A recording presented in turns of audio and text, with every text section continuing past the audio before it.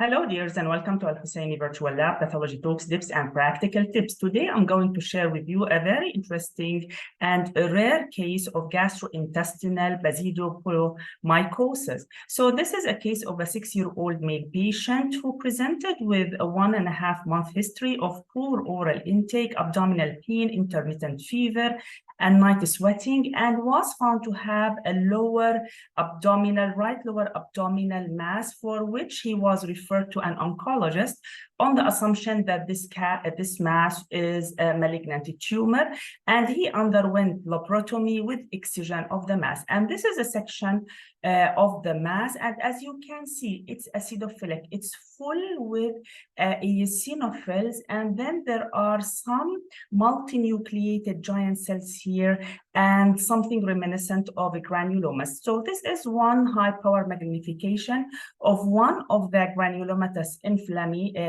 reaction, one of the granulomas. And as you can see, lots of eosinophils, masses of eosinophils around the granuloma. The granuloma itself shows central necrosis with the neutrophils and abscess-like. And then we have this structure, and on high power magnification, this structure shows this hyphae surrounded by this amorphous acidophilic material and then the inflammatory infiltrate. And this is actually known as the Splendor-Hopley phenomenon. And on other fields, you can see the presence of this structure that is really a fungal hyphae, broad, thick fungus with some tendency at septation. So with PAS special stain, you can see the fungal structure within the cytoplasm of the multinucleated giant cell. And with the GMS special stain, you can see really the thick fungus, the branching, tendency to branching, and then some here formation of septi. So to sum up, this is an inflammatory mass. It's not a malignant mass, composed mostly of inflammatory infiltrate with really prominent eosinophilic infiltrate, and then a granulomatous reaction with multinucleated giant cells.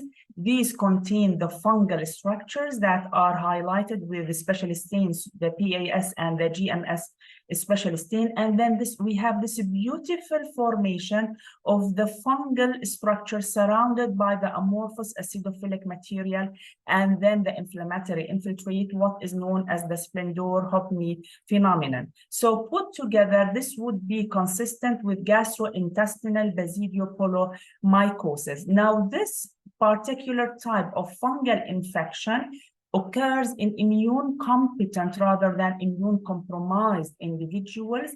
It tends actually to present with masses. The gastrointestinal tract, in particular the colon, are common locations for the occurrence of the mass, and it's frequently misdiagnosed preoperatively as malignant, something like, for example, Burkitt's lymphoma, depending on the site of the tumor. The issue is that once excised and the diagnosis is established, the patient should be placed on long-term antifungal treatment, something from 4 to 6 months, to ensure that the lesion is completely clear and there is no evidence of fungal infection remaining within the system of the patient. I hope you find this tip useful in your daily practice. Thank you.